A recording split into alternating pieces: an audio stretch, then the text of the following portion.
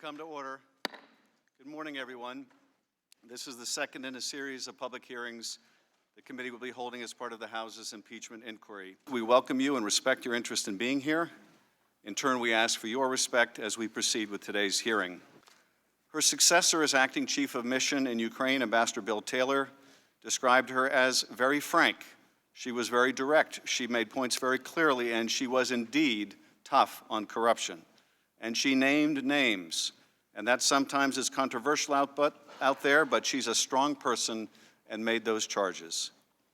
In her time in Kiev, Ambassador Yovanovitch was tough on corruption. Too tough on corruption for some, and her principled stance made her enemies. As George Kent told this committee on Wednesday, you can't promote principled anti-corruption action without pissing off corrupt people. She had been asked by the State Department to extend her tour. Ambassador Yovanovitch has been in the Foreign Service for 33 years. It is no coincidence that in the now infamous July 25th call with Zelensky, Donald Trump brings up a corrupt Ukrainian prosecutor and praises him.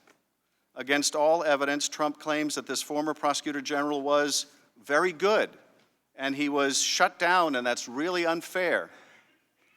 But the woman known for fighting corruption, his own former ambassador, the woman ruthlessly smeared and driven from her post, the president does nothing but disparage, or worse, threaten. Well, she's going to go through some things, the president declares. That tells you a lot about the president's priorities and intentions. Getting rid of Ambassador Yovanovitch helped set the stage for an irregular channel that could pursue the two investigations that mattered so much to the president: the 2016 conspiracy theory, and most important, an investigation into the 2020 political opponent he apparently feared most, Joe Biden. And the president's scheme might have worked, but for the fact that the man who would succeed Ambassador Yovanovitch, whom we heard from on Wednesday, acting Ambassador Taylor, would eventually discover the effort to press Ukraine into conducting these investigations and would push back. But for the fact also that someone blew the whistle. Ambassador Yovanovitch was serving our nation's interest in fighting corruption in Ukraine, but she was considered an obstacle to the furtherance of the president's personal and political agenda. For that, she was smeared and cast aside.